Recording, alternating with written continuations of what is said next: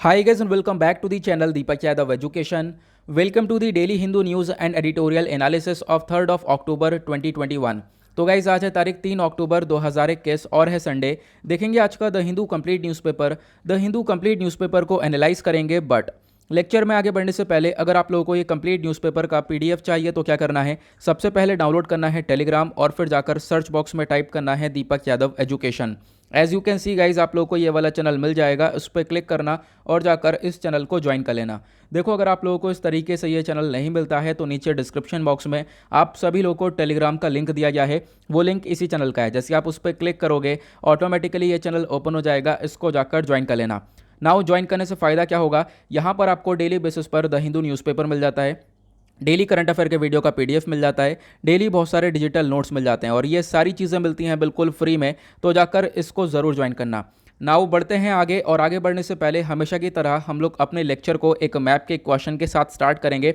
तो आज आप सभी लोगों को मैप में जाकर देखना है बिस्मार्क सी को कहाँ पर है ये एग्जैक्टली लोकेटेड, इसके आसपास कौन कौन सी कंट्रीज़ हैं अच्छे से मैप में देखना, फिर आकर नीचे कमेंट सेक्शन में टाइप करना जिससे कि आप लोग इसको लंबे समय तक याद रख पाओगे। साथ ही साथ एक क्वेश्चन देखेंगे जो कि यूपीएससी प्रीवियस ईयर 2017 के प्रीलिम्स में पूछा गया था। आपको मालूम होगा हम लोग डेली बेसिस पर एक प्रीवियस ईयर का क्वेश्चन भी सॉल्व कर रहे हैं। जो क्वेश्चन था वो ये था, which one of the following was a very important sea port in the Kakatiya kingdom. Kakatiya kingdom में एक बहुत इंपॉर्टेंट सी पोर्ट हुआ करता था, उसका नाम क्या है। यहाँ पर आपको 4 ऑप्शंस दिए गए थे, काकीनाडा, मोतुपल्ली, मछलीपट्टनम या फिर नेलुरु। अब यहाँ पर इसके बारे में आपको फाइंड आउट करना है, ककतिया किंगडम के बारे में पढ़ना है, फिर आपको यह आंसर मिलेगा, फिर नीचे कमेंट सेक्शन में देना है। बाय द वे इसका आंसर मैंने ऑलरेडी प्रोवाइड करवा दिया है, लेकिन फिर भी आपको यहाँ पर इसके बारे में सर्च करके आंसर फाइंड आउट करना है।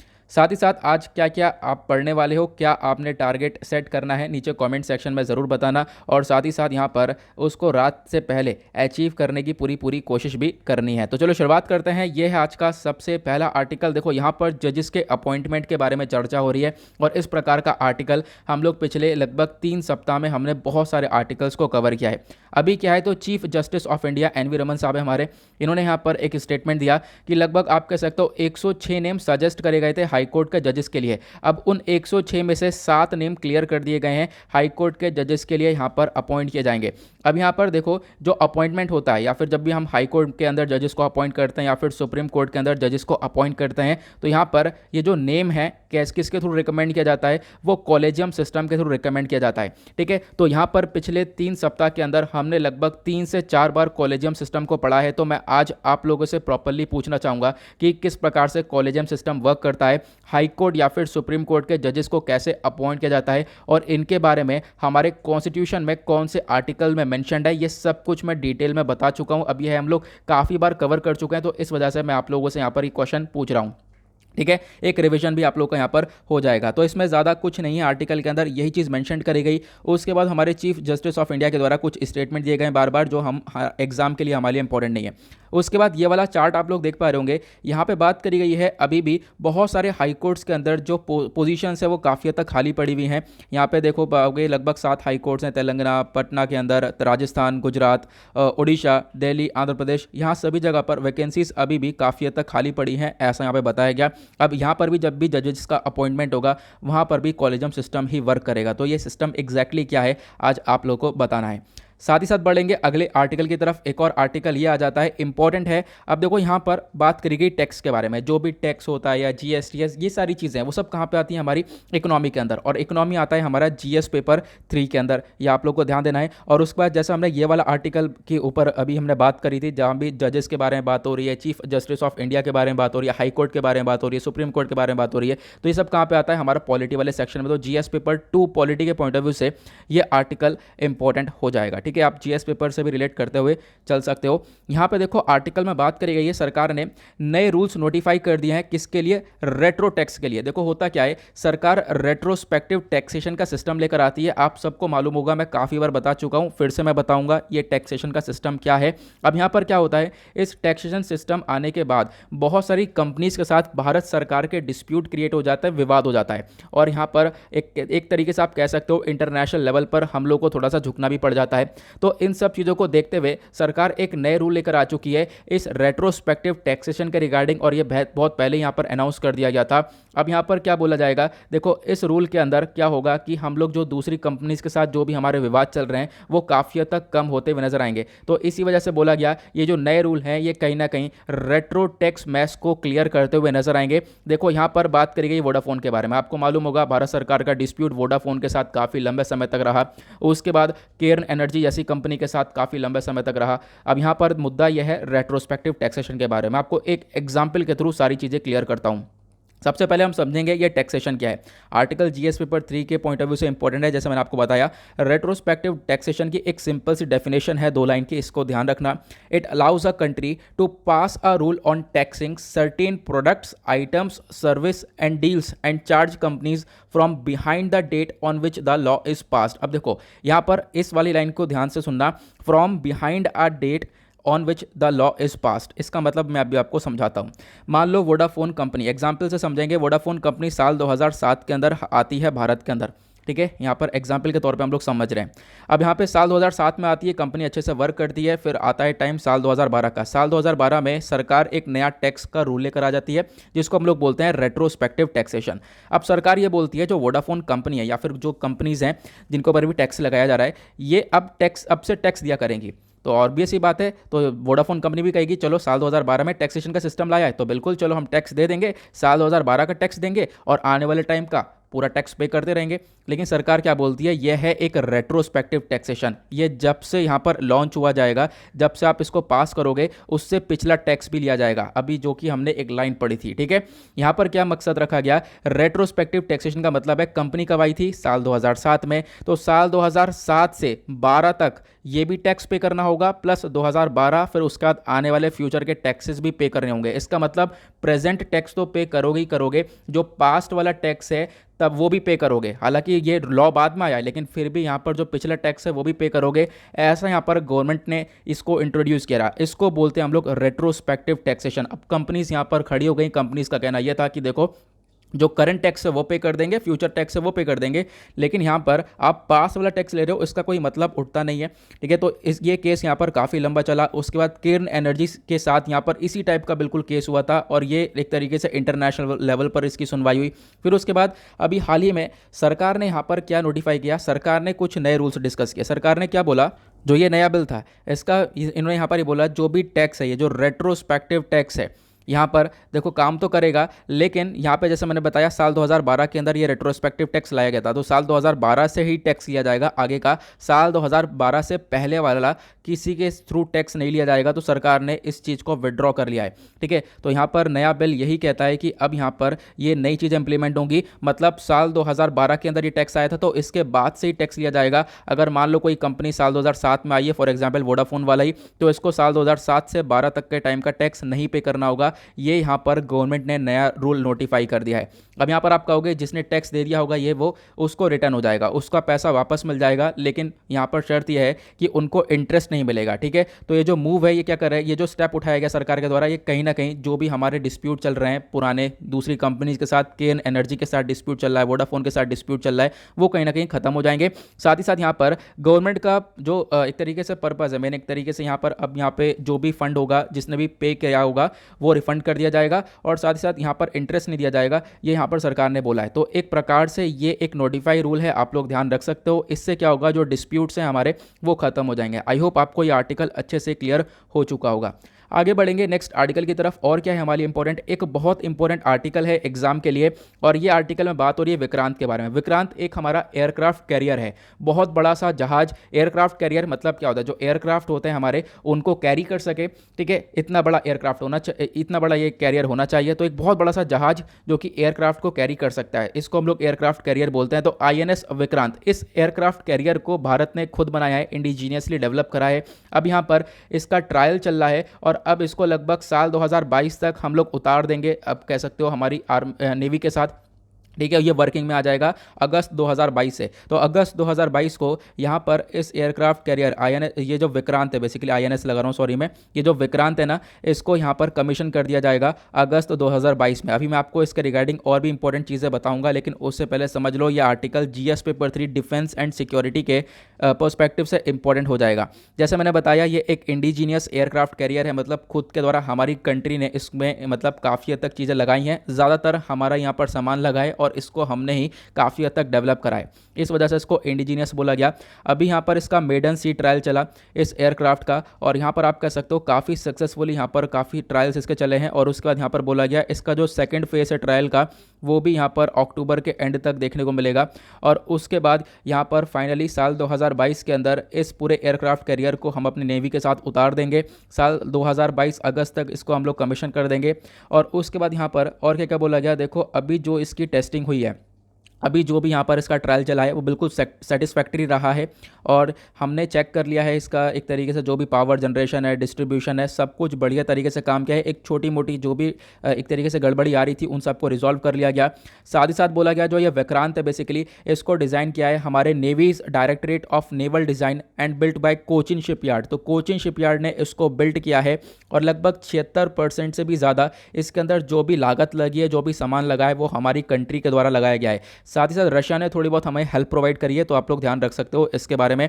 ये विक्रांत एयरक्राफ्ट कैरियर है, ठीक है, ये आप लोगों को इसके बारे में ये काफ़ी कुछ जानने को मिलेगा। साथ ही साथ यहाँ पर ये आप लोगों को मतलब कि एग्जाम के लिए भी काफ़ी हद तक हेल्पफुल रहने वाला है। उसके बाद जैसे मैंने बताया आर्टिकल कैसे इंपॉर्टेंट है, ये सारे हमने टॉपिक्स भी देख लिया, क्यों चर्चा में था ये भी हम लोगों ने देख लिया। इस एयरक्राफ्ट कैरियर के साथ साथ आपको मालूम होगा भारत के पास एक और एयरक्राफ्ट कैरियर है, नीचे कॉमेंट सेक्शन में उसका नाम बताना। टोटल अब भारत के पास कितने एयरक्राफ्ट कैरियर हो चुके हैं ये भी बताना। अब यहाँ पे अगर हम बात करें जो ये विक्रांत वाला एयरक्राफ्ट कैरियर है, इसकी जो स्पीड है लगभग 30 नॉट्स के आसपास है, मतलब अप्रॉक्सीमेट 55 किलोमीटर पर आवर के आसपास से यहाँ पर इसकी स्पीड रहने वाली है, ऐसा बताया गया।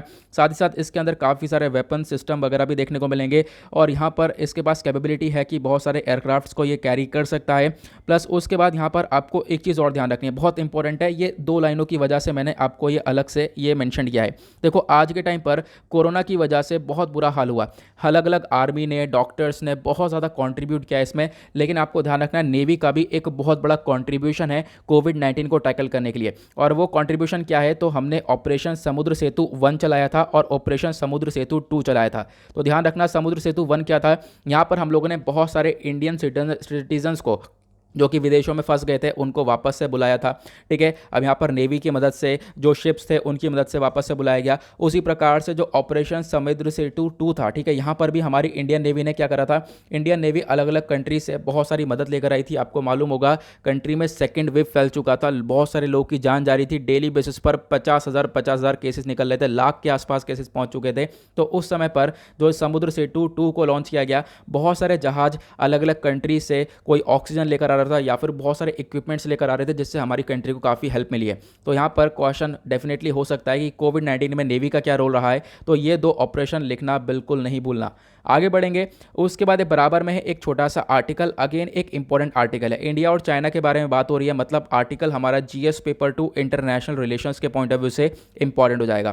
तो इंडिया और चाइना अभी अगले सप्ताह फिर से बात करने वाले हैं। देखो 1 साल इन दोनों कंट्रीज़ के बीच में लगातार डिस्प्यूट चला। साल 2020 जो है यहाँ पर इंडिया चाइना के रिलेशंस बहुत ज़्यादा बेकार हुए, बहुत ज़्यादा, ठीक है। आप कह सकते हो कि जून का टाइम तो बहुत ज़्यादा बेकार रहा, फिर पूरा साल ऐसे ही डिस्प्यूट चलता रहा।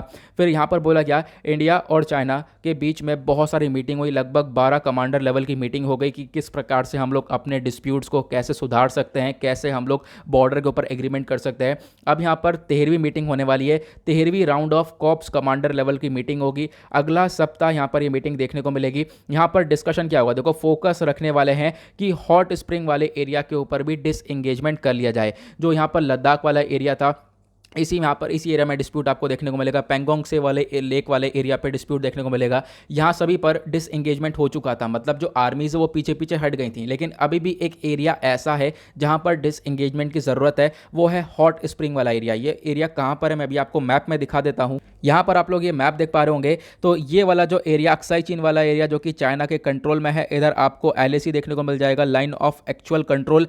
जो हॉट स्प्रिंग वाला एरिया वो ये वाला एरिया एग्जैक्टली यहाँ पे आप देख पा रहे होंगे। इस वाले एरिया में अभी भी यहाँ पर काफ़ी हद तक डिस्प्यूट देखने को मिलेगा, तो यहाँ पर डिसएंगेजमेंट हो जाए, यहाँ पर भी जो आर्मीज है वो पीछे पीछे हट जाएं, उसके ऊपर फोकस रखने वाले हैं इस कमांडर लेवल की मीटिंग के अंदर, जो कि 13वीं होने वाली है मीटिंग। ओके, आगे बढ़ेंगे नेक्स्ट इंपॉर्टेंट आर्टिकल की तरफ। देखो नेक्स्ट पेज पर बिल्कुल सेम आर्टिकल कवर किया गया जो कि हमने अभी तुरंत ही डिस्कस किया। इंडिया चाइना की कॉप्स कमांडर लेवल मीटिंग होगी और ये 13वीं मीटिंग होगी, अगले सप्ताह देखने को मिलेगी। क्या डिस्कशन होगा मैंने आप लोगों को बता दिया, कौन से एरिया में डिसएंगेजमेंट को लेकर चर्चा होगी वो भी मैंने आप लोगों को अभी बताया है। ठीक है, अब बात करेंगे एक इंपॉर्टेंट आर्टिकल की तरफ। तो एक और इंपॉर्टेंट आर्टिकल यहाँ पर है, इंडिया और ऑस्ट्रेलिया के बारे में चर्चा हो रही है अगेन, मतलब जीएस पेपर 2 इंटरनेशनल रिलेशंस के पॉइंट ऑफ व्यू से इंपॉर्टेंट आर्टिकल है। अब यहाँ पर क्या बोला गया, देखो इंडिया और ऑस्ट्रेलिया के बीच में काफ़ी कुछ डिस्कशन हो रहा है आज के टाइम पर, रिलेशंस काफ़ी अच्छे होते जा रहे हैं, प्लस दोनों कंट्रीज़ के बीच में इन्होंने मिलकर डिसाइड किया है जो FTA है, मतलब फ्री ट्रेड एग्रीमेंट, इसको निगोशिएशन, इसको जो भी निगोशिएशन है उसको रीस्टार्ट किया गया।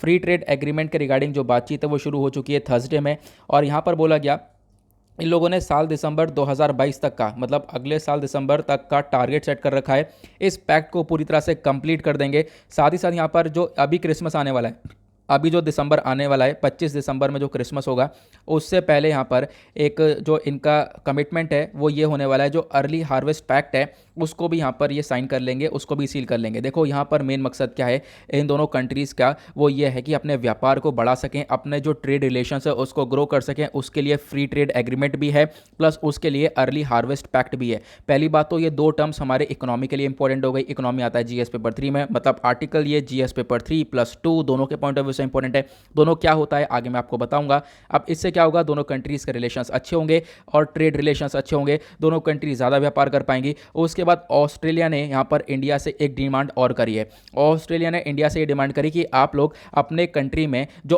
ऑस्ट्रेलियन वाइन है उसको लेकर टैरिफ को कम कर दो। मतलब जैसे मान लो इंडिया क्या करेगा, मान लो ऑस्ट्रेलिया का कहना यह है कि हम लोग आपकी कंट्री में कुछ वाइन देंगे, ऑस्ट्रेलियन वाइन, ठीक है, आपको करना क्या है, अपनी कंट्री में इंपोर्ट टैरिफ कम कर देना है। होगा क्या, जब इंडिया ऑब्वियस ही बात है ऑस्ट्रेलिया से वाइन लेगा तो इंडिया के अंदर इंपोर्ट होगा, अब इंपोर्ट करेंगे तो इसके ऊपर बहुत सारी ड्यूटीज़ लग जाती हैं, अगर ड्यूटीज़ ज़्यादा होंगी तो वो प्रोडक्ट हमारी कंट्री में महंगा होगा, कंट्री में प्रोडक्ट महंगा होगा तो लोग खरीदेंगे नहीं। तो यहाँ पर ऑस्ट्रेलिया का कहना यह है कि आप अपना इंपोर्ट टैरिफ को कम कर दो, जिससे प्रोडक्ट सस्ता रहेगा और ज़्यादा बिकेगा कंट्री के अंदर। ठीक है, तो यहाँ पर किस चीज़ की बात हो रही है, ऑस्ट्रेलियन वाइन के बारे में बात हो रही है। तो इन्होंने बोला इंपोर्ट टैरिफ्स को आप थोड़ा सा लोअर कर दीजिए, और इससे यहाँ पर क्या होगा, इसको एक अफोर्डेबल प्राइस पर ऑस्ट्रेलियन वाइन यहाँ पर इंडिया के अंदर बिक सकेगी।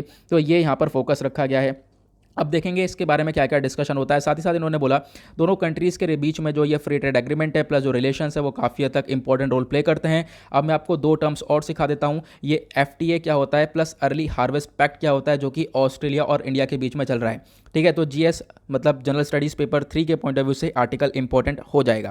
फ्री ट्रेड एग्रीमेंट आप नाम से समझ में आ रहे होंगे, एक ऐसा एग्रीमेंट दोनों कंट्रीज़ के बीच में जहाँ पर व्यापार फ्रीली हुआ। फ्रीली का मतलब देखो होता क्या है, अब मान लो कोई कंट्री यहाँ पर इंडिया हो गया और ये ऑस्ट्रेलिया हो गया, जब भी ये ट्रेड करेंगी तो कहीं ना कहीं इंपोर्ट ड्यूटीज़ लगेंगी, एक्सपोर्ट ड्यूटीज़ लगेंगी। अब यहाँ पर ड्यूटीज़ के साथ साथ टैरिफ्स वगैरह भी लगते रहते हैं, तो इससे क्या होगा, यहाँ पर प्रोडक्ट और महंगा हो जाएगा। फ्री ट्रेड एग्रीमेंट में फोकस ये रखा जाता है जो ड्यूटीज़ हैं ये लगाई ना जाए, इन ड्यूटीज़ को कम से कम किया जाए। तो यहाँ पर अगर ड्यूटीज़ कम हो जाएंगी, इन ड्यूटीज़ के ऊपर छूट मिले करेगी, तो इससे क्या होगा, ये फ्री ट्रेड एग्रीमेंट हुआ करेगा दोनों नेशंस के बीच में। यानी कोई बहुत सारी जो दिक्कतें होती हैं इंपोर्ट्स और एक्सपोर्ट्स के बीच में, वो सारी दिक्कतें ख़त्म कर दिया जाए, वो सारी रुकावटों को ख़त्म कर दिया जाए, ये यहाँ पर उसके बाद फ्री ट्रेड एग्रीमेंट डेवलप होता है। उसके बाद एक डेटा जो है यहाँ पर ये वाली लाइन अपने पास आप स्टोर करके रख सकते हो, कहीं पर भी इसका यूज़ कर सकते हो जब भी ट्रेड की बात आएगी।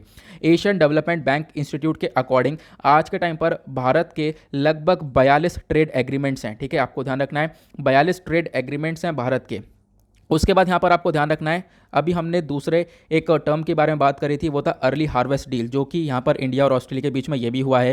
अर्ली हार्वेस्ट डील बेसिकली यहाँ पर फ्री ट्रेड एग्रीमेंट की तरह है। यहाँ पर भी आप कह सकते हो जो ट्रेडिंग पार्टनर्स हैं वो कहीं ना कहीं जो टैरिफ बैरियर्स है उसको कम करते हैं, यानी जो भी टैरिफ वगैरह लगाए जाते हैं उसको कम कर दिया जाता है और कुछ ही गुड्स के ऊपर लगाया जाता है। मतलब कि थोड़े बहुत ही प्रोडक्ट के ऊपर ये टैरिफ लगाएंगे, ज़्यादा प्रोडक्ट के ऊपर टैरिफ नहीं लगाते हैं, तो वो भी एक अर्ली हार्वेस्ट डील होती है। ठीक है, अब टैरिफ और नॉन टैरिफ बैरियर्स क्या होते हैं आप समझ सकते हो, जैसे कि जो भी ड्यूटीज़ चार्जेस वगैरह टैक्स ड्यूटीज़ लगाई जाती हैं उनको हम लोग टैरिफ बैरियर्स बोलते हैं। और नॉन टैरिफ बैरियर्स कौन से होते हैं, कोई रेगुलेशंस हो गई, कोई कंडीशन रख दी, कोई रिक्वायरमेंट रख दी, या फिर आपको कोई फॉर्मेलिटी पूरी करनी है, तो वो सब नॉन टैरिफ बैरियर्स होते हैं। तो आपको यहाँ पर इसके बारे में ध्यान रखना है। तो ये कुछ चीज़ें हैं, यहाँ पर दोनों इंडिया और ऑस्ट्रेलिया के रिलेशंस इससे काफ़ी हद तक इंप्रूव होते हुए नजर आएंगे। उसके बाद अगले पेज पर यहाँ पर कुछ आर्टिकल्स है जो कि बिल्कुल पॉलिटिक्स से रिलेटेड हैं और हमारे एग्जाम के लिए इंपॉर्टेंट बिल्कुल भी नहीं है। पेज नंबर 8 पर आएंगे तो यहाँ पर एक छोटा सा आर्टिकल आप लोग देख पा रहे होंगे, जो यूनाइटेड नेशन जनरल असेंबली के चीफ हैं, ठीक है। अब यहाँ पर आप कह सकते हो कि इनके चीफ के द्वारा स्टेटमेंट दिया गया कि मैंने कोविशील्ड ले ली है और मैं अभी भी जिंदा हूँ। देखो कोविशील्ड की बहुत ज़्यादा आलोचना हुई है बहुत सारी कंट्रीज़ में। कोविशील्ड जो वैक्सीन है बेसिकली इंडिया ने मैन्युफैक्चरिंग करी है, और आपको मालूम होगा यूके ने तो शुरुआत में मना ही कर दिया था कि हम कोविशील्ड को रिकग्नाइज ही नहीं करेंगे। हालांकि बाद में इसको रिकग्नाइज किया भी। यूके के साथ हमारे डिस्प्यूट चल ही रहे हैं, आपको मालूम होगा इंटरनेशनल रिलेशंस में एक थोड़ा सा यहाँ पर करार आ चुका है इंडिया और यूके के बीच में, और आपको मालूम होगा हमने कल ही डिस्कस किया है, वो बात यहाँ पर नहीं हो रही है। यहाँ पे अगर हम लोग बात करें तो वैक्सीन को लेकर चर्चा हुई कि यहाँ पर जो अब्दुल्ला शाहिद हैं आज के टाइम पर यूएनजीए के अंदर या प्रेसिडेंट देखने को मिलेंगे, और एक तरीके से यूएनजीए के चीफ हैं, मतलब जो भी 76वां सेशन चल रहा है यूएनजीए का, ठीक है, उसके अंदर ये प्रेसिडेंट है आज के टाइम पर। और आपको मालूम होगा इनके प्रेसिडेंट बनने के पीछे इंडिया का एक बहुत बड़ा हाथ है, और ये मालदीव से बिलोंग करते हैं, और मालदीव्स और इंडिया के रिलेशंस आज के टाइम पर बहुत अच्छे हैं। इन्होंने कहा कि देखो आज के टाइम पर हालांकि भारत ने बहुत कुछ यहाँ पर एक्सपोर्ट किया है, इतनी सारी वैक्सीन प्रोवाइड करवाई हैं, फिर भी यहाँ पर इसका इतना नाम नतीजा नहीं देखने को मिला। इंडिया को ये भी सपोर्ट करता है, इंडिया इनको भी सपोर्ट करता है। ये डेटा आप लोग याद रख सकते हो कि इंडिया ने लगभग अभी यहाँ पर 66 मिलियन वैक्सीन डोजेस को एक्सपोर्ट किया है। 100 देशों के अंदर यहाँ पर इतनी वैक्सीन यहाँ पर भारत ने भेज दी हैं, ऐसा इनके द्वारा स्टेटमेंट दिया गया। और साथ ही साथ मालदीव्स को भी काफ़ी हद तक वैक्सीन मिली है। बहुत सारी कंट्रीज़ के अंदर जो सिचुएशन सुधरी है वो सिर्फ और सिर्फ इंडिया की वजह से सुधरी है, लेकिन फिर भी बहुत सारी कंट्रीज़ जो हैं आज के टाइम पर कहीं ना कहीं इंडिया की कोविशील्ड वैक्सीन को रिकग्नाइज नहीं करती हैं कि इफेक्टिव है या नहीं है, या फिर यहाँ पर कहीं गलत तो नहीं है, इससे इंसान मर तो नहीं जाएगा। इसकी बार बार यहाँ पर ये क्रिटिसिज्म देखने को मिलता है।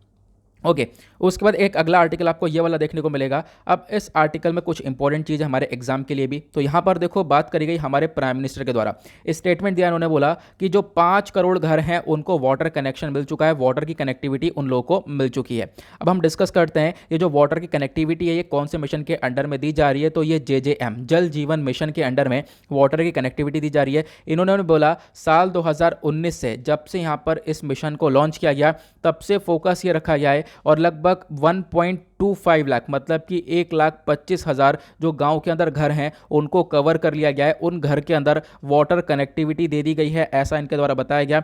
और लगभग 5 करोड़ घर को यहां पर वाटर कनेक्शन मिल चुका है जब से जल जीवन मिशन लॉन्च हुआ है, ये भी इनके द्वारा बताया गया।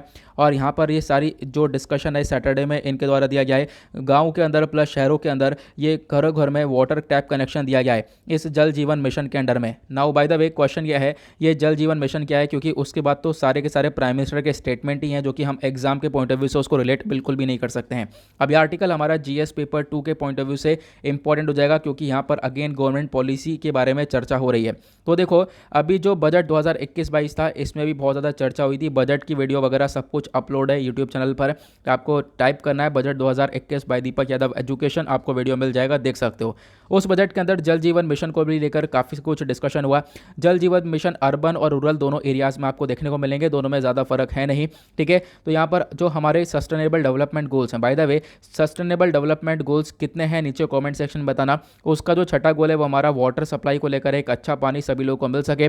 जल जीवन मिशन के अंडर यही डिसाइड किया गया है कि साल 2024 तक घर घर में टैप कनेक्शन आ जाए, टंकी का कनेक्शन मिल जाए, और हर एक व्यक्ति को लगभग 55 लीटर पानी हर रोज़ मिल पाए। तो एवरी रूरल हाउस होल्ड के अंदर ये फोकस रखा गया है कि टंकी का कनेक्शन मिल जाए साल 2024 तक। तो वो जल जीवन मिशन के अंदर फोकस रखा गया है। ओके यहाँ पर इसका मेन ऑब्जेक्टिव यही है कि सिक्योर कर सकें टैप वाटर को, लोगों को घर तक यहाँ पर पानी पहुँचा सके, प्लस वाटर बॉडीज़ को वापस से हम लोग नया कर सकें, ठीक है। वाटर के ऊपर यहाँ पर बेसिकली काम किया गया है। इसके फीचर ये भी हैं कि देखो यहाँ पर नई नई टेक्नोलॉजी को आज के टाइम पर फैलाया जा रहा है, नई टेक्नोलॉजीज़ का वाटर के फील्ड में इस्तेमाल हो रहा है, प्लस यहाँ पर आज के टाइम पर बहुत सारे लोगों के अंदर जागरूकता भी फैलाई जा रही है, इसका मेन फीचर ये भी है।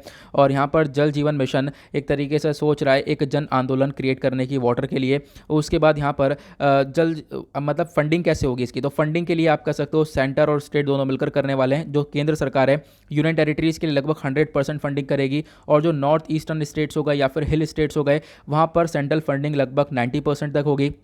और साथ ही साथ कुछ शहर ऐसे हैं जहाँ पर 1 लाख से कम की जनसंख्या है, वहाँ पर सेंटर 50% तक फंडिंग करेगी। ठीक है, बाकी दूसरे लोगों को फंडिंग करना होगा। लगभग यहाँ पर 1/3 जो शहर हैं वहाँ पर आप कह सकते हो 1 लाख मतलब कुछ शहर ऐसे जहाँ पर पॉपुलेशन 1 लाख से 10 लाख के बीच में है, वहाँ पर भी लगभग काफ़ी हद तक फंडिंग देखने को मिलेगी। और उसके बाद लगभग आप कह सकते हो 25% जो यहाँ पर सिटीज़ जहाँ पर मिलियन प्लस पॉपुलेशन है, वहाँ पर 25% तक फंडिंग आपको देखने को मिल पाएगी। ठीक है, मतलब फंडिंग का कुछ हिसाब है। और यहाँ पर जो भी है फंडिंग के बारे में आपसे क्वेश्चन नहीं पूछा जा रहा है फिलहाल, ये नहीं याद रखना कि हाँ कितनी परसेंट कहाँ पर दी जा रही है, तो ये आपको ध्यान नहीं रखना है। ओके, यहाँ पर इसका मेन मकसद यही है कि देखो यहाँ पर फंडिंग ज़्यादा से ज़्यादा हो, प्लस घर तक पानी पहुँच सके। अलग अलग इंस्टॉलमेंट में यहाँ पर ये फंडिंग दी जाएगी, 3 इंस्टॉलमेंट में फंडिंग देने की बात की गई है। ओके, तो ये है छोटा सा आर्टिकल, आई होप आपको क्लियर हो चुका है। उसके बाद एक छोटा सा आर्टिकल ये भी है, यहाँ पर जो हमारे ट्रांसपोर्ट मिनिस्टर हैं नितिन गडकरी जी, यहाँ पर आप लोग इनका पिक्चर देख पा रहे होंगे। इन्होंने एक स्टेटमेंट दे दिया है कि आज के टाइम पर एक अर्जेंट नीड है, एक बहुत ज़्यादा ज़रूरत है कि आपको लाइसेंस, जो नए लाइसेंस है उनको रोकना पड़ेगा शुगर फैक्ट्रीज़ के लिए। मान लो कोई नई शुगर की फैक्ट्री लग रही है, मतलब चीनी की फैक्ट्री कोई नई बनाना चाह रहा है, तो उसको लाइसेंस ना दिया जाए, इसकी यहाँ पर एक स्टेप उठाना पड़ेगा। आप कहोगे ऐसा क्यों? तो देखो शुगर में हमें इतना फ़ायदा है नहीं, शुगर में हमें लॉस ही है, इनका ये कहना है। शुगर में हम लोग बहुत ज़्यादा लॉस डेवलप कर रहे हैं। इससे फ़ायदा ये होगा कि मान लो जो भी शुगर फैक्ट्री लगाना चाह रहा है, उससे अच्छा तो यह है कि देखो शुगर किससे बनेगी, शुगर केन जूस से, गन्ने के रस से बननी है, तो गन्ने के रस से आप इथेनॉल बनाओ। इथेनॉल से आपको पैसा भी ज़्यादा मिलेगा, फार्मर्स की इनकम भी बढ़ेगी। तो आप इथेनॉल के ऊपर फोकस करो और हमारे कंट्री को भी फ़ायदा होगा। अगर हम लोग शुगर के ऊपर फोकस कर रहे हैं तो शुगर से हमें लॉस ही हो रहा है, पिछले कुछ साल का हमें डेटा ये बताता है। ऐसा हमारे नितिन गडकरी साहब ने बोला है। तो इन्होंने बोला फोकस शुड बी ऑन किस पे होना चाहिए, तो फोकस होना चाहिए कि आप शुगर को कन्वर्ट कर दो, शुगर के जो शुगर केन जूस है उसको कन्वर्ट कर दो इथेनॉल में। तो ऑब्वियस ही बात है यहाँ पर फैक्ट्री आप शुगर की ना लगाओ, इस पे फोकस रखा गया। जब आप लोग इथेनॉल को प्रोड्यूस करोगे तो भारत सरकार आज के टाइम पर पेट्रोल में भी इथेनॉल को ब्लेंड कर रही है, आपको मालूम होगा। इथेनॉल का मिक्सर हम लोग पेट्रोल में भी मिला रहे हैं, इससे हम लोग काफ़ी हद तक पैसा अपनी कंट्री के अंदर बचा सकते हैं। बोला गया कि लगभग हम लोग देखो आज के टाइम पर पैसा खर्च रहे हैं 12 लाख करोड़ रुपए, तो अगर हम लोग इस इथेनॉल का इस्तेमाल करेंगे तो 12 लाख करोड़ से आ जाएंगे हम लोग 5 लाख करोड़ के ऊपर, जो आज के टाइम पर हम लोग खर्च रहे हैं। तो मतलब हमारा पैसा कम खर्च होगा, क्योंकि होता क्या है देखो, मान लो हमने अभी डिस्कस किया कि पेट्रोल के अंदर इसको इथेनॉल के अंदर इथेनॉल को मिला देंगे, आधा पेट्रोल होगा आधा इथेनॉल होगा, और उसकी मदद से हम लोग यहाँ पर गाड़ी को चलाई करेंगे। अभी क्या होता है, अभी हम लोग पेट्रोल को दूसरी कंट्री से परचेज करते हैं, बहुत ज़्यादा यहाँ पर पैसा लगता है उस चीज़ को परचेज करने में। तो क्या होगा, अब यहाँ पर जितनी हमारी रिक्वायरमेंट है उससे आधा परचेज करेंगे, तो आधा पैसा तो हमारे यहाँ से बच जाएगा, क्योंकि आधा हम लोग इथेनॉल मिलाएंगे। अब जब हमारी कंट्री के अंदर इथेनॉल प्रोडक्शन होगा तो वो पैसा किसके पास चला जाएगा, फार्मर्स के पास चला जाएगा, जो भी यहाँ पर इस इथेनॉल को क्रिएट करेगा, और फिर उसको काफ़ी हद तक बेनिफिट मिलता हुआ नजर आएगा। तो ये कुछ चीज़ें हमारे ट्रांसपोर्ट मिनिस्टर ने बताई हैं, तो ये आप इसके बारे में एक छोटा सा आइडिया डेफिनेटली रख सकते हो। उसके बाद एक छोटा सा आर्टिकल और है, यहाँ पर चर्चा हो रही है कि देखो कोविड-19 के रिगार्डिंग एक नई गोली के बारे में चर्चा हो रही है। जी हाँ, पिल के बारे में, ये कैप्सूल आप लोग देख पा रहे होंगे। अब ये जो गोली है बेसिकली जो पिल है, इसका नाम है मोल्नूपिराविर। ठीक है, क्या नाम है, मोल्नूपिराविर। बोला गया कि देखो ये कितनी बेनिफिशियल हो सकती है, इसके बारे में पहले भी चर्चा हुई है, और यहाँ पर रिसर्चर्स बताती हैं कि काफ़ी हद तक ये एक तरीके से दवाई बहुत ज़्यादा बेनिफिट हो सकती है, बहुत ज़्यादा बेनिफिट दे सकती है।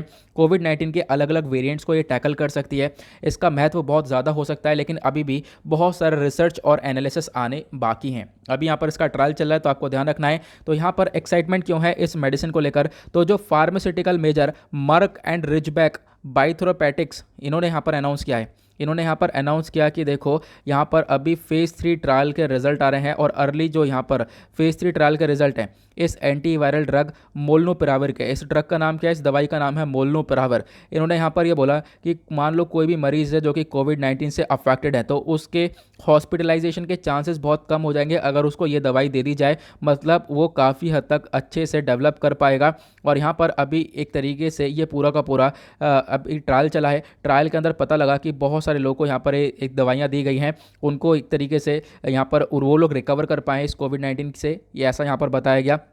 साथ ही साथ बोला इस पूरे के पूरे दवाई के अपने आप में बहुत फ़ायदे हैं, ठीक है, और लेकिन अभी भी यहाँ पर बहुत ज़्यादा इफेक्टिव एक तरीके से एनालिसिस आना बाकी है, इसके बारे में और भी हमारे पास इन्फॉर्मेशन आना बाकी है, ऐसा बताया गया। हॉस्पिटलाइजेशन के अंदर आप कह सकते हो ये रिडक्शन कर सकता है, लोगों को हॉस्पिटल जाने की ज़रूरत नहीं पड़ेगी, ऐसा बताया गया। जो कंप्लीट फेज ट्रायल डेटा है वो अभी भी पेंडिंग है, अभी जो पब्लिकेशन है वो अभी आने वाले टाइम पर कुछ जर्नल्स में देखने को मिलेगा, आगे भी इसकी जो इन्फॉर्मेशन है वो एक्सप्लेन करी जाएगी। फिर उसके बाद जो कंपनी है, जैसे यहाँ पर ये सारी चीज़ें क्लियर हो जाती हैं, ये बिल्कुल हम लोग परफेक्टली 100% से ये मेडिसिन क्लियर हो जाती है, देन उसके बाद ये कंपनी डेटा सबमिट करेगी यूनाइटेड स्टेट्स के फूड एंड ड्रग एडमिनिस्ट्रेशन को रिव्यू के लिए। फिर उसके बाद इसको एक इमरजेंसी अप्रूवल मिलेगा, देन उसके बाद ये ड्रग यहाँ पर बेची जाएगी, फिर उसका ये इस्तेमाल कर सकते हैं। साथ ही साथ बोला गया देखो कोविड-19 का जो खतरा है वो आजकल सबसे ज़्यादा किस में है, जो भी ओबेसिटी से गूंज रहे हैं या फिर जिनकी उम्र ज़्यादा है, बूढ़े लोग हैं, उनको काफ़ी खतरा है, डायबिटीज़ वालों को खतरा है या फिर हार्ट डिजीज़ वालों को खतरा है, ये सबसे ज़्यादा देखने को मिला है। लेकिन यहाँ पर आप कह सकते हो ये एक तरीके से इस मेडिसिन का पॉजिटिव फैक्टर यह है कि बहुत सारे लोगों को यहाँ पर इसने बचाया है। इनफैक्ट यहाँ पर कोरोना के आपको बहुत सारे वेरिएंट्स देखने को मिलेंगे, यहाँ पर गामा वेरिएंट देखने को मिला, डेल्टा वेरिएंट देखने को मिला, म्यू वेरिएंट देखने को मिला। इन सब वेरिएंट के रिगार्डिंग यहाँ पर बोला गया कि ये एक तरीके से जो दवाई है ये आराम से काम कर रही है। इसका नाम है मोलनूपिराविर। ठीक है, तो ये मोलनूपिराविर किस प्रकार से काम करती है, तो यहाँ पर आप लोग देख सकते हो कि यहाँ पर इसके अंदर आपको कुछ क्रिटिकल एंजाइम्स वगैरह देखने को मिलते हैं जो कि यहाँ पर ज़रूरी होते हैं, उसका यहाँ पर इस्तेमाल किया जाता है, उसका यहाँ पर यूज़ होता है। तो यहाँ पर आप लोग ध्यान रख सकते हो। और इसका जैसे जैसे ट्रायल्स खत्म होंगे देन उसके बाद आने वाले टाइम पर इसका प्रोडक्शन बढ़ जाएगा और फिर इसका इस्तेमाल ज़्यादा से ज़्यादा किया जाएगा। और यहाँ पर ये जो ड्रग है इसकी जो ट्रीटमेंट की कॉस्ट लगभग 50,000 रुपये तक की यहाँ पर ये कॉस्ट हो सकती है, यहाँ पर ये बताया गया है। हालांकि देखो जो मोनोक्लोनल एंटीबॉडी थेरेपी है इससे सस्ती है, लेकिन फिर भी यहाँ पर काफ़ी यहाँ पर एक्सपेंसिव देखने को मिलेगा, खासकर इंडियंस के लिए। ओके, बढ़ते हैं आगे नेक्स्ट आर्टिकल की तरफ। पेज नंबर 9 के ऊपर आएंगे, दैट इज़ वर्ल्ड सेक्शन। देखेंगे दुनियादारी में क्या चल रहा है। यहाँ पर वर्ल्ड पेज पर एक ही आर्टिकल है जो कि हमारे एग्जाम के लिए इंपॉर्टेंट है। देखो यहाँ पर बात हो रही है चाइना और ताइवान के बारे में। कल भी हमने डिस्कशन किया था शायद कि जो चाइना और ताइवान है दोनों के बीच में जो रिलेशंस है वो काफ़ी हद तक ख़राब आपको देखने को मिल पाएंगे। चाइना क्या बोलता है, चाइना कहता है ताइवान हमारा पार्ट है, सब मिलाकर एक ही चाइना है। ताइवान कह रहा है भाई चाइना एक ही है, ताइवान अलग है। ठीक है, तो ताइवान ने आज के टाइम पर आप देख पाओगे वापस से यहाँ पर एक अपना गुस्सा दिखाया। अब इसकी शुरुआत कैसे होती है तो मैं आपको बताता हूँ। देखो चाइना ने क्या किया, अपना एग्रेशन दिखाते हुए बहुत सारे अपने जो एयरक्राफ्ट्स हैं वो आज के टाइम पर ताइवान के जो जोन है एक तरीके से इनके जोन के अंदर भेजा, इनका एयर स्पेस जोन के अंदर डाल दिया है। और आप कह सकते हो लगभग 38 चाइनीज़ जेट्स से ये लगभग 38 जो चाइनीज़ जेट्स हैं ये ताइवान के जो डिफेंस जोन है उसके अंदर घुस गए। और ऐसा होता रहता है। देखो यहाँ पर जो चाइना है बहुत बार इंकर्जन करता है, ये हमेशा से ही ताइवान की टेरिटरी में घुसता रहता है बहुत ज़्यादा। और चाइना की हरकतें यही हैं जैसा कि आप लोगों ने देखा भी है। तो यहाँ पर ताइवान के डिफेंस मिनिस्टर ने इसको बोला भी है, देखो इसके अगेंस्ट में इसके रिटेलिएशन में अपने एयरक्राफ्ट भी लॉन्च करे हैं। साथ ही साथ यहाँ पे बोला है कि देखो इन चीज़ों को रोका जाएगा। अभी क्या हुआ, चाइना का जो पहला इंकर्जन था इसके अंदर लगभग चाइना ने अपने 18 जेट्स भेजा। 18 जेट्स के अंदर J-16 भी था, 4 Su-30 थे, एक H-6 बॉम्बर था, एंटी सबमरीन एयरक्राफ्ट थी। तो यहाँ पर ये सब यहाँ पर कह सकते हो जेट्स यहाँ पर भेजे गए, ताइवान की टेरिटरी के अंदर डाले गए। और ताइवान की टेरिटरी में बार बार यहाँ पर ये घुसने की कोशिश भी करता रहता है जैसे मैंने आपको बताया। और एक तरीके से सिंपल सा फंडा यह है कि चाइना मानता है ताइवान हमारा पार्ट है, ताइवान बिल्कुल भी इसके मतलब इस चीज़ को नहीं मानता, बिल्कुल इस चीज़ के बिल्कुल अगेंस्ट आपको देखने को मिलेगा।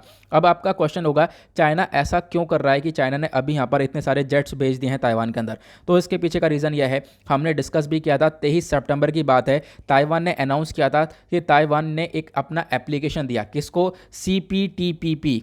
ध्यान से सुनना, CPTPP इसका मतलब है comprehensive and progressive agreement for Trans Pacific partnership trade deal. इसके अंदर 11 कंट्रीज़ हैं। तो ताइवान ने यहाँ पर एप्लीकेशन दिया कि हमें इन कंट्रीज़ के अंदर ज्वाइन होना है। तो इसी के अगेंस्ट में चाइना नाराज़ हो गया। चाइना का कहना है कि यहाँ पर कोई कंट्री नहीं ज्वाइन होना है, ताइवान चाइना का पार्ट है, यहाँ पर कोई सा ग्रुप यहाँ पर ज्वाइन नहीं करना है ताइवान को। तो इसी के अगेंस्ट में चाइना ने क्या करा, अपने लगभग 38 जेट्स यहाँ पर ताइवान की टेरिटरी में डाल दिया कि आप लोग यहाँ पर इसको ज्वाइन नहीं कर सकते। हालांकि यहाँ पर देखेंगे एनुअल टाइम पर क्या होता है, इसको ज्वाइन किया जाता है यानी। बाय द वे यहाँ पर अब एग्जाम के लिए एक इंपॉर्टेंट चीज़ बन जाती है। वो इंपॉर्टेंट चीज़ यह है CPTPP क्या है, ये कॉम्प्रहेंसिव प्रोग्रेसिव एग्रीमेंट क्या है, इसके बारे में हम लोग कुछ चीज़ें समझ लेते हैं। आर्टिकल GS पेपर 2 के पॉइंट ऑफ व्यू से इंपॉर्टेंट है। CPTPP एक फ्री ट्रेड एग्रीमेंट है। फ्री ट्रेड एग्रीमेंट क्या होता है, अभी हमने थोड़ी देर पहले डिस्कस किया। लगभग 11 कंट्रीज़ के बीच में ये फ्री ट्रेड एग्रीमेंट है। 11 कंट्रीज़ कौन कौन सी हैं, वो है Canada, Mexico, Peru, Chile, New Zealand, Australia, Brunei, Singapore, Malaysia, Vietnam और जापान। यहाँ पर ईस्टर्न साइड की बहुत सारी कंट्रीज़ हैं, प्लस वेस्टर्न साइड की भी आपको बहुत सारी कंट्रीज़ देखने को मिल पाएंगी। ठीक है, US यहाँ पर इस पूरे के पूरे एक तरीके से ट्रांस पैसिफिक पार्टनरशिप से विड्रॉ कर चुका था। उसके बाद यहाँ पर 11 पार्टिसिपेंट्स बचे हैं और ये जो 11 पार्टिसिपेंट्स है बेसिकली इनके बीच में ये ट्रेड डील होता है। तो ताइवान इसको ज्वाइन करना चाहता है, यहाँ पर वो भी इन ट्रेड का पार्ट बनना चाहता है। ये पूरा वर्किंग में आया था दिसंबर साल 2018 में। आपको ध्यान रखना है इसकी इंपॉर्टेंस क्या है, तो कहीं ना कहीं ये टैरिफ्स को रिमूव करता है। मतलब कि यहाँ पर टैरिफ वगैरह जो भी लगते हैं, टैरिफ क्या होता है ये भी अभी आप लोगों ने सीखा है। तो टैरिफ को रिमूव कर दिया जाएगा तो ट्रेड अच्छा होगा, तो ऑब्वियस ही बात है सामान वगैरह ज़्यादा आएगा। तो एक तरीके से इसका फीचर मेन यही आपको देखने को मिल पाएगा। उसके बाद यहाँ पर क्या है, आज के टाइम पर एक इसका ब्रॉड कवरेज बन चुका है। यहाँ पर आप कह सकते हो और भी बहुत सारी चीज़ों के ऊपर ध्यान दिया जाता है, टेलीकम्युनिकेशन के ऊपर, फूड सेफ्टी स्टैंडर्ड के ऊपर, साथ ही साथ यहाँ पर ये लोग एनवायरमेंट के ऊपर भी ध्यान दे रहे हैं। साथ ही साथ यहाँ पर आप कह सकते हो बहुत सारे जानवरों को प्रोटेक्शन में भी यहाँ पर ये लोग ध्यान दे रहे हैं। तो यहाँ पर आप कह सकते हो कि ताइवान इसको ज्वाइन करना चाहता है। इसके अगेंस्ट में चाइना ने ये सारा काम किया। चाइना नहीं चाहता कि ताइवान किसी भी ग्रुपिंग वगैरह को ज्वाइन करे। आगे बढ़ते हैं, उसके बाद चलते हैं नेक्स्ट पेज पर, क्योंकि यहाँ पर और कोई इंपॉर्टेंट आर्टिकल नहीं है। वापस आएंगे यहाँ पर पेज नंबर 10 पर, साइंस एंड टेक्नोलॉजी के पॉइंट ऑफ व्यू से यहाँ पर आर्टिकल को देखेंगे तो कोविड के बारे में लगातार आर्टिकल्स पब्लिश हो रहे हैं। इन आर्टिकल्स को आपको छोड़ना है प्रॉपरली। ओके, उसके बाद यहाँ पर एक ही आर्टिकल इंपॉर्टेंट आया है साइंस एंड टेक के पेज पर, वो आर्टिकल ज़बरदस्त है। वो यहाँ पर आपको ये वाला देखने को मिलेगा। एक छोटा सा प्लांट की डिस्कवरी हुई है और वो प्लांट क्या कर सकता है, डाइजेस्ट कर सकता है प्लास्टिक शीट्स को। देखो प्लास्टिक शीट्स जो कि पतली सी होती हैं, लो डेंसिटी की, छोटी मतलब पतले पतले जो छोटे छोटे प्लास्टिक शीट्स होती हैं, उनको डाइजेस्ट कर सकता है ये वाला टाइनी प्लांट। और ये प्लांट क्या है इसके बारे में हम लोग थोड़ा सा समझेंगे। तो ये एक छोटी सी इन्फॉर्मेशन है। जो रिसर्चर्स हैं यूनिवर्सिटी ऑफ मद्रास और प्रेसिडेंसी कॉलेज जो कि चेन्नई के अंदर है, इन्होंने यहाँ पर आइसोलेट किया एक एल्गा स्पीशी को, जिसने यहाँ पर ये सारा काम करके दिखाया है। इन्होंने आप कह सकते हो यहाँ पर बायोडिग्रेडेशन करके दिखाया है। अब यहाँ पर आप कह सकते हो बायोडिग्रेड किया है, जो भी यहाँ पर प्लास्टिक शीट्स है उनको एक तरीके से डाइजेस्ट किया है, उनको यहाँ पर एक तरीके से ख़त्म किया है। आप कह सकते हो इनको डाइजेस्ट कर लेगा तो इससे एनवायरमेंट के अंदर ये प्लास्टिक शीट होगी नहीं, एनवायरमेंट के अंदर नहीं होगी, तो यहाँ पर एनवायरमेंट को भी नुकसान नहीं पहुँचेगा। एक स्टडी ने यहाँ पर ये सारी चीज़ें इन्होंने पब्लिश करी। उसके बाद देखो आज के टाइम पर अगर हम बात करें, जो according to central pollution control board यानी जो CPCB है, इसके अकॉर्डिंग बात करें तो एक साल के अंदर लगभग साल 2011-12 का जो रिपोर्ट है हमारे पास वो ये बताता है कि एक साल के अंदर, साल 2011 और 12 के अंदर अंदर प्लास्टिक वेस्ट जो जनरेट है वो लगभग 5.6 मिलियन मेट्रिक टन, इतना प्लास्टिक वेस्ट जनरेट हुआ था। और आज के टाइम पर तो इसका दुगना तिगना हो रहा होगा। आज के टाइम पर ये 2011 का टाइम नहीं है, ये 2021 का टाइम चल रहा है। आज के टाइम पर ये प्लास्टिक वेस्ट जनरेट और होगा। और साथ ही साथ बोला गया कि लगभग 60% जो प्लास्टिक है ना वो इंडिया तो कलेक्ट करता है। ठीक है, आप कह सकते हो ये प्लास्टिक यूज़ किया जाता है इंडिया के अंदर, वो कलेक्ट करके रिसाइकिल कर लेते हैं। लेकिन बचा कुचा जो प्लास्टिक हमारे एनवायरमेंट में रह जाता है, और वो एनवायरमेंट में रह जाता है तो लंबे समय तक, 100 साल तक वो एक तरीके से एनवायरमेंट में घुल नहीं पाता, और उसकी वजह से बहुत सारे harmful gases plus hazards gases, chemicals release होते हैं, उससे हमारे एनवायरमेंट को नुकसान होता है। तो ये चीज़ें देखने को मिलती हैं। उसके बाद बोला दिल्ली, उसके बाद चेन्नई, कोलकाता, मुंबई, यहाँ सभी जगह पर आपको प्लास्टिक वेस्ट बहुत ज़्यादा देखने को मिलेगा। अब इसका ही एक सोल्यूशन हो सकता है ये वाला टाइनी प्लांट, जो कि इस प्लास्टिक को डाइजेस्ट कर सकता है। इस प्लास्टिक को डाइजेस्ट करेगा तो ऑब्वियस ही बात है कहीं ना कहीं इसका एक सोल्यूशन होता हुआ नजर आएगा, ये आप लोग कह सकते हो। ठीक है, अब यहाँ पे अगर हम बात करें जो कॉमन एल्गी है या एपीफाइट इसको बोला गया है, इस स्टडी के अंदर बताया गया बैक्टीरिया का ही एक प्रजाति है जो कि कहीं ना कहीं इस प्लास्टिक को डिग्रेड करती है, ऐसा स्टडी के अंदर बताया गया। और जो प्रेजेंट स्टडी है उसने यहाँ पर बताया है ये जो रोल है ये प्ले करता है माइक्रोएग्ला, ये इसका पूरा नाम है ओरोनेमा अफ्रीकैनम बोर्ज। ठीक है, ओरोनेमा अफ्रीकन बोर्ज यहाँ पर इसको बोला गया है। एक तरीके से माइक्रो एल्गाई है। ये कहाँ पे पाई जाती है, अफ्रीका, एशिया और यूरोप के अंदर पाई जाती है। साथ ही साथ बर्मा यानी आप कह सकते हो म्यांमार के अंदर भी पाई जाती है।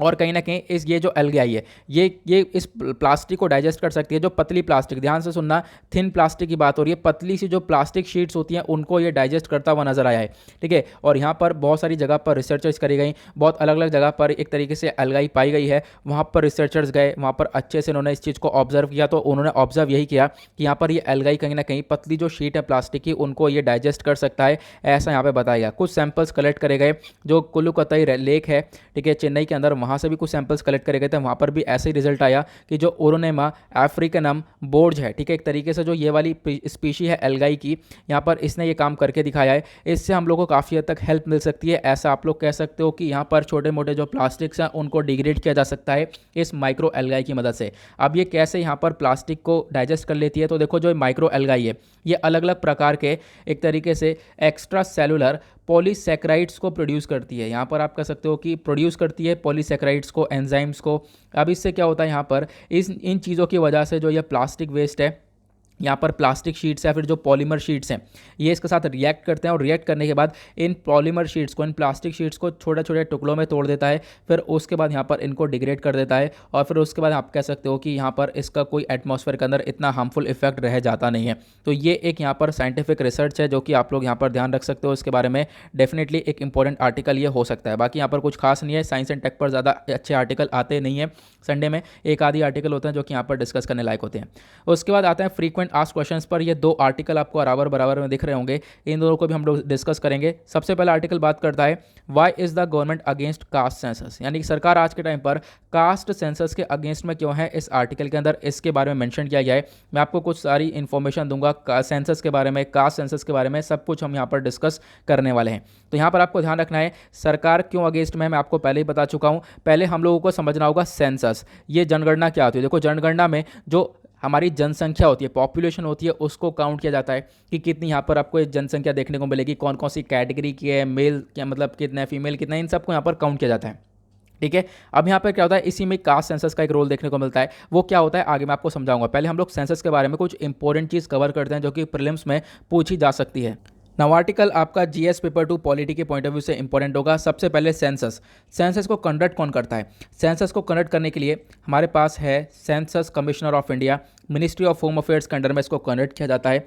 जितने भी सेंसस 1951 के बाद से कंडक्ट हुए हैं वो सब 1948 सेंसस ऑफ इंडिया एक्ट के अंदर में आए हैं। तो आपको ध्यान रखना है साल 2011 के अंदर आखिरी सेंसस हुआ था। लास्ट और लेटेस्ट सेंसस कब का है, वो साल 2011 का है। ओके, अब हमारे पास साल 2021 के अंदर एक सेंसस आएगा क्योंकि हर 10 साल के अंदर ये सेंसस आता है। अब बात करते हैं जो सेंसस 2011 का था या लेटेस्ट वाला था, इसके अंदर क्या क्या हुआ। देखो ये जो साल 2011 वाला सेंसस है ये हमारा 15वां नेशनल सेंसस है हमारे कंट्री का 1872 से, और जब से कंट्री आज़ाद हुई है उसके बाद से ये 7वां सेंसस है। इसके बारे में एक छोटा सा आइडिया रख सकते हो। अब जो होगा वो 8वां सेंसस होगा। आपसे क्वेश्चन बन सकता है भारत की आज़ादी के बाद जो सेंसस 2021 है वो कौन सा सेंसस है, वो 8वां सेंसस आपको देखने को मिल पाएगा ना। ये जो सेंसस है अलग अलग फेसेस पर कंडक्ट होता है, आगे हम बात करेंगे। देखो सेंसस की जो इन्फॉर्मेशन है, ये जो जनगणना का यानी कि पॉपुलेशन की गिनती करना, पॉपुलेशन को काउंट करना, इसके बारे में इन्फॉर्मेशन हमारे मॉडर्न टाइम्स में तो चली रही है, उसके साथ साथ एंशिएंट और मिडिवल इंडिया में भी कहीं ना कहीं देखी गई है। जो हमारे पास अर्लीस्ट लिटरेचर ऋग्वेदा हुआ करता था, ऋग्वेदा में हमें ये पता चला कि कुछ ना कुछ ऐसी इन्फॉर्मेशन है जहाँ पर पॉपुलेशन काउंट करने की बातचीत करी जाती है। तो मतलब सेंसस के बारे में आपको पहले भी बहुत सारे इन्फॉर्मेशन देखने को मिलेगी। उसके बाद जो अर्थशास्त्र कौटिल्य के जो जी के द्वारा लिखी गई थी, यहाँ पर भी लगभग 3rd सेंचुरी BC में यहाँ पर इसको लिखा गया अर्थशास्त्र को, इकोनॉमिक्स को, और यहाँ पर भी कहीं ना कहीं पॉपुलेशन स्टैटिस्टिक्स के बारे में बताया गया। कहीं ना कहीं यहाँ पर पॉपुलेशन को कैसे काउंट किया जाता है उसके बारे में यहाँ पर इन्फॉर्मेशन अवेलेबल थी। तो मतलब एंशिएंट और मिडिवल इंडिया में भी सेंसस का कहीं ना कहीं रोल देखने को मिल रहा था। उसी प्रकार से जो मुगल किंग अकबर हैं उनके शासन के टाइम पर भी एक रिपोर्ट थी NA अकबरी, ठीक है, उसमें भी कहीं ना कहीं पॉपुलेशन को काउंट करने का एक कॉम्प्रहेंसिव डेटा अवेलेबल था। तो अब यहाँ पर देखो एंशिएंट मिडिवल के साथ साथ अब बात करते हैं मॉडर्न टाइम्स की, मॉडर्न इंडिया की। तो मॉडर्न इंडिया में सबसे पहली बार जो कंप्लीट सेंसस कंडक्ट हुआ था 1830 में हेनरी वॉल्टर ने करा था ढाका के अंदर, जो कि ढाका आज के टाइम पर बांग्लादेश का पार्ट है। लेकिन यहाँ पर आपको ध्यान रखना है सेंसस 2 प्रकार के होते हैं, एक होता है नॉन सिंक्रोनस सेंसस और एक होता है synchronous census. Non synchronous census वो होते हैं जो कि छोटे छोटे पार्ट्स में कंडक्ट करवाए जाते हैं, और सिंक्रोनस सेंसस वो होता है जो कि एक अल्टीमेट पूरे इंडिया के लेवल पर कंडक्ट होगा। और अब हम बात करते हैं जो पहला कंप्लीट फर्स्ट सिंक्रोनस सेंसस जो कि पूरे भारत में हुआ था वो लगभग 1881 में किया गया था। किसके द्वारा? बाय WC प्लॉडन के द्वारा किया गया था। ये उस समय सेंसस कमिश्नर ऑफ इंडिया हुआ करते थे। ठीक है, आप लोग इसके बारे में ध्यान रख सकते हो। और जो ये पहला सेंसस हुआ था उसके अंदर कश्मीर को एक तरीके से इंक्लूड नहीं किया गया था, और तब से हर 10 साल में लगातार सेंसस हो रहे हैं। अब क्वेश्चन ये उठता है जो साल 2021 वाला सेंसस होगा ये एग्जैक्टली क्यों डिफरेंट है ये हमारे पुराने वाले सेंसस है। तो साल 2011 वाले से डेफिनेटली यहाँ पे अलग होगा साल 2021 वाला, क्योंकि साल 2021 के अंदर पहली बार ऐसा होने वाला है जो ये जनगणना होगी इसको डिजिटली से किया जाएगा, मतलब मोबाइल एप्लीकेशन के थ्रू या फिर डिजिटल तरीके से यहाँ पर इसको हम लोग करने वाले हैं, ये बताया गया। उसके बाद देखो यहाँ पर ऑफलाइन प्लस ऑनलाइन दोनों ही प्रोविजन अवेलेबल होंगे। दूसरा यहाँ पर खास बात यह है कि जो साल 2021 का सेंसस होगा उसको हम लोग कितनी भाषा में कंडक्ट करवाएंगे, 18 भाषा में। आपको मालूम होगा हमारे संविधान में जो 8वां शेड्यूल है वहाँ पर 22 लैंग्वेज है, उन 22 लैंग्वेज में से 18 लैंग्वेजेस में यहाँ पर ये सेंसस कंडक्ट होने वाला है। साथ ही साथ यहाँ पर बोला गया देखो इस बार का सेंसस है, इसके अंदर एक अदर कैटेगरी भी रखी जाएगी, यानी कि जो एक तीसरी ट्रांसजेंडर कैटेगरी होती है तो उसको थर्ड जेंडर से देखा जाएगा, तो थर्ड जेंडर भी यहाँ पर रहेगा आपकी बार।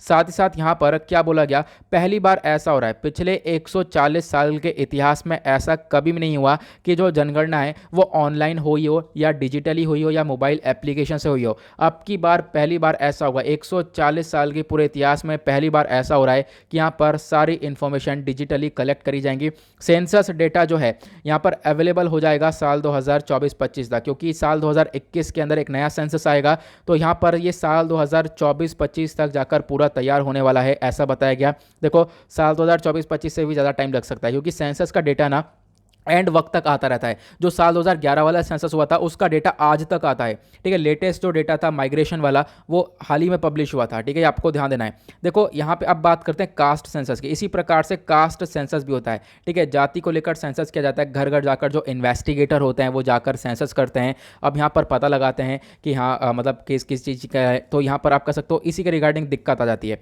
दिक्कत क्या आती है, जब आप लोग घर घर जाके पता लगाते हो तो मान लो अलग अलग इन्वेस्टिगेटर गए, अलग अलग इन्वेस्टिगेटर अलग अलग जगह पर गए, और क्या करते हैं वो लोग एक ही कास्ट को, एक ही जाति को अलग अलग तरीके से नोट डाउन कर लेते हैं। मैं एग्जांपल यादव का लेता हूँ, ठीक है। अब यादव यहाँ पर एक तरीके से जो कास्ट है, कोई यहाँ पर जाकर मतलब यदु को एक तरीके से, कोई यहाँ पर यदु नाम की एक तरीके से नई कास्ट क्रिएट कर देता है, कोई यदुवंशी के नाम से, कोई यादव के नाम से, है तो तीनों एक ही कास्ट ही, लेकिन यहाँ पर क्या होता है अलग अलग 3 कास्टें बन गई। तो इस प्रकार से यहाँ पर ये चीज़ें देखने को मिलती हैं। और आपको मालूम है जो साल 2011 का सेंसस हुआ था, ठीक है, इसमें कास्ट सेंसस किया गया था, SECC जिसको हम लोग बोलते हैं, सोशो इकोनॉमिक कास्ट सेंसस हुआ था ये। और यहाँ पर जो साल 2011 में सेंसस हुआ था वो बिल्कुल बेकार था, ऐसा यहाँ पर सरकार ने बोला। सरकार इसी वजह से अब की बार कास्ट सेंसस के अगेंस्ट है। क्यों? क्योंकि साल 2011 में हम ये काम करके देख चुके हैं, कोई फ़ायदा उसका हुआ नहीं था। क्योंकि यहाँ पर जब हमने साल 2011 में ये सेंसस किया तो पता है हमारे पास इन्फॉर्मेशन क्या आती है, हमारे पास इन्फॉर्मेशन ये आती है कि हमारे पूरे भारत में लगभग 4,28,677 कास्ट हैं, 29 जाति है। मतलब पॉसिबल है ऐसा? कभी भी नहीं। मतलब कि 4 लाख से ज़्यादा यहाँ पर कास्ट देखने को मिली। हालांकि यहाँ पर 10-20 हज़ार हो जाता वो सही था, लेकिन 4 लाख से ज़्यादा कास्ट निकल कर आई हैं। और ऐसा तभी हुआ है कि अलग अलग कास्ट का रजिस्ट्रेशन हो चुका है। मतलब कि मान लो जैसे मैंने अभी आपको एक एग्जांपल दिया था, एक ही कास्ट है, अलग अलग नाम से रजिस्टर कर ली गई है। तो कास्ट सेंसस पहले भी सक्सेसफुल नहीं था, आज भी सक्सेसफुल नहीं है, ऐसा हमारी गवर्नमेंट बोलती है। इसी वजह से गवर्नमेंट इस कास्ट सेंसस के अगेंस्ट में है। ओके, यहाँ पर ये इन्फॉर्मेशन दी गई। आई होप आपको ये क्लियर हो चुका है। उसके बाद एक बराबर में आर्टिकल आपको देखने को मिलेगा, सुप्रीम कोर्ट के बारे में चर्चा हो रही है। अभी यहाँ पर आपको देखने को मिलेगा जो पटाखे हैं ये काफ़ी जगह पर पाए गए हैं। तमिलनाडु के अंदर बहुत सारे पटाखे पाए गए हैं और उनके अंदर अभी भी टॉक्सिक केमिकल्स का इस्तेमाल हो रहा है। ऐसे जहरीले केमिकल्स जो कि इंसान के लिए तो खतरनाक हैं ही, एनवायरमेंट के लिए भी खतरनाक हैं। हालांकि सुप्रीम कोर्ट इन केमिकल्स को बैन कर चुका है, लेकिन फिर भी उनका इस्तेमाल होता हुआ आज के टाइम पर नजर आएगा। उसी को लेकर ये आर्टिकल चर्चा में। फायर क्रैकर जो कि यहाँ पर दिवाली में पटाखे वगैरह हम इस्तेमाल करते हैं। आर्टिकल GS पेपर 2+3 दोनों के पॉइंट ऑफ व्यू से इंपॉर्टेंट है, क्योंकि हेल्थ का टॉपिक 2 में आता है, फिर उसके बाद 3 के अंदर एनवायरमेंट का टॉपिक आपको देखने को मिल पाएगा। अब यहाँ पे बात करते हैं, साल 2018 में सुप्रीम कोर्ट ने बहुत सारे एक तरीके से टॉक्सिक क्रैकर्स को बैन किया था। यानी इन्होंने बोला कि बहुत सारे पटाखों के अंदर यहाँ पर केमिकल्स का इस्तेमाल किया जाता है, उन पटाखों को बैन किया जाएगा, ऐसा यहाँ पर बोल दिया गया था, ठीक है। लेकिन फिर भी आज के टाइम पर आप देख पाओगे इनके अंदर केमिकल्स का इस्तेमाल हो रहा है और इसी चीज़ को सुप्रीम कोर्ट बोल रहा है कि हम पहले भी ऑर्डर दे चुके हैं, आज के टाइम पर आप इन चीज़ों को वॉयलेट कर रहे हो और इन चीज़ों के आज के टाइम पर भी इन चीज़ों के ऊपर बैन ही रहेगा, ऐसा सुप्रीम कोर्ट ने बोला। देखो क्रैकर्स जो हैं यानी कि जो पटाखे हैं इनका बहुत बुरा इफेक्ट पड़ता है लोगों के ऊपर, क्योंकि इनके अंदर बहुत सारे हैवी मेटल्स का इस्तेमाल होता है, यानी कि बहुत सारे जहरीले केमिकल्स का इस्तेमाल होता है, जैसे cadmium, lead, chromium, aluminium, magnesium, nitrate, carbon monoxide, copper, potassium, sodium, zinc oxide, manganese dioxide. तो ये सारे हार्मफुल एक तरीके से केमिकल्स हैं। जो ये केमिकल्स हैं, अगर आप लोग इनको इनहेल करते हो, आपके अगर बॉडी के अंदर चले जाते हैं ये, तो इससे क्या होगा, आपके जो हार्ट डिजीज़ है वो बहुत आने लगे, मतलब हार्ट डिजीज़ प्रोड्यूस होने लगेगी, प्लस उसके बाद नर्वस सिस्टम डैमेज होगा, ऐसा बताया। ब्रेन रिलेटेड बीमारियां बहुत सारी होती हैं, प्लस उसके बाद जो छोटे छोटे बच्चे हैं उनके रिगार्डिंग यहाँ पर जो ब्रेन डेवलपमेंट है वो नहीं हो पाता, हाई ब्लड प्रेशर देखने को मिल जाता है। तो ऐसी चीज़ें यहाँ पर देखने को मिलती हैं। उसी चीज़ को यहाँ पर सुप्रीम कोर्ट ने बोला है कि सुप्रीम कोर्ट ने पहले इसको बैन किया था। ये केमिकल्स बहुत ज़्यादा नुकसानदायक है, मैंने आपको बताया केमिकल्स क्यों नुकसानदायक है, कौन कौन से केमिकल्स है, सुप्रीम कोर्ट ने क्यों यहाँ पर बैन किया है वो भी मैंने आप लोगों को बता दिया, क्योंकि ये ह्यूमन बींग्स के लिए खतरनाक साबित हो रहे हैं। ओके, तो ये थे, आई होप आपको सभी आर्टिकल अच्छे से क्लियर हो गए थे। और साथ ही साथ यहाँ पर आज का संडे का डिस्कशन भी खत्म होता है। अब मैं आपको कुछ और चीज़ दिखा देता हूँ। तो मैंने आपसे कहा था कि एक एडिटोरियल है जो कि हम लोग कल डिस्कस कर लेंगे संडे में। यहाँ पे जो बाकी एडिटोरियल से हमने कल डिस्कस कर लिए थे, आपको मालूम होगा सैटरडे में, मतलब कल हमने ये वाला आर्टिकल डिस्कस कर लिया था कि किस किस चीज़ के बारे में बात हो रही है, यानी कि स्वच्छ भारत मिशन के बारे में बात हो रही है, अटल मिशन के बारे में बात हो रही है, ये सब हमने डिस्कस कर लिया था, नए नए मिशन को लॉन्च किए गए।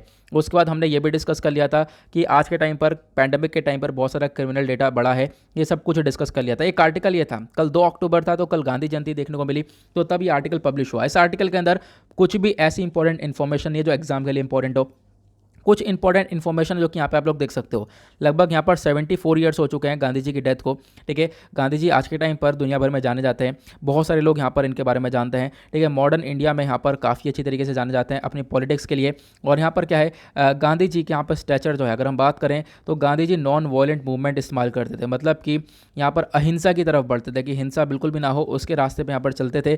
जो भी इन्होंने काम किया है अहिंसा के रास्ते पर काम किया है, और आज के टाइम पर गांधी जी को बहुत सारे लोगों ने फॉलो भी किया है। लेकिन क्या आज के प्रेजेंट की टाइम की जो पॉलिटिक्स है क्या प्रॉपर्ली इन चीज़ों को फॉलो करती है? बिल्कुल नहीं। और साथ ही साथ यहाँ पर ऑथर ने इस चीज़ को मेंशन भी किया कि देखो कहीं ना कहीं गांधी जी जो है इनइक्वालिटी, इनजस्टिस और हिस्टोरिकल रॉन्ग के रिगार्डिंग लड़ते थे। लेकिन आज के टाइम पर अगर हम लोग इन चीज़ों को फॉलो करते हैं, अगर हम नॉन वायलेंट मूवमेंट को फॉलो करते हैं दूसरी कंट्री के साथ में, तो वो चीज़ें सही नहीं होंगी। मान लो यहाँ पर इंडिया और पाकिस्तान के रिलेशंस ख़राब हैं, या किसी कंट्री के साथ इंडिया के रिलेशंस काफ़ी हद तक ख़राब हैं, अगर हम लोग नॉन वायलेंट मूवमेंट उनके साथ अपनाएंगे, गांधी जी के बताए हुए रास्ते पर चलेंगे, तो यहाँ पर इससे नुकसान होगा आज के मॉडर्न एरा में, आज के टाइम पर, ठीक है। तो ये चीज़ हम लोग को देखने को मिलती है। तो इसमें कुछ यही चीज़ें थी जो कि यहाँ पर कुछ खास नहीं है ऐसा एग्जाम के लिए, इस वजह से यहाँ पर इसको हमने स्किप भी कर दिया है। ओके, तो यहाँ पर आप लोग स्किप भी कर सकते हो, डोंट वरी, यहाँ पर कोई भी दिक्कत नहीं आएगी। ओके, जो भी इंपॉर्टेंट इन्फॉर्मेशन होगी मैं आप लोगों को बता दूंगा, सो आप लोगों को टेंशन नहीं लेनी है, क्योंकि मैं यहाँ पर कुछ भी नहीं छोड़ता हूँ। जो भी आर्टिकल है सब डिस्कस करता हूँ, भले कोई पीछे का रह गया है तो उसको मैं आगे कवर करवा देता हूँ। ओके, तो बिल्कुल भी टेंशन मत लिया करो। तो इसी के साथ करते हैं लेक्चर को समाप्त। आई होप आपको मज़ा आया होगा, लेक्चर बिल्कुल क्लियर हो गया होगा। मिलते हैं आप लोगों से नेक्स्ट वीडियो में, और वीडियो को फटाफट यहाँ पर लाइक कर देना, आज मैं बताना भूल गया, कहना भूल गया, तो वीडियो को लाइक कर देना, लाइक करने से एक छोटा सा सपोर्ट भी मिलता है। मिलते हैं आप लोगों से नेक्स्ट वीडियो में, आज के लिए bye bye, have a nice day, thank you and जय हिंद।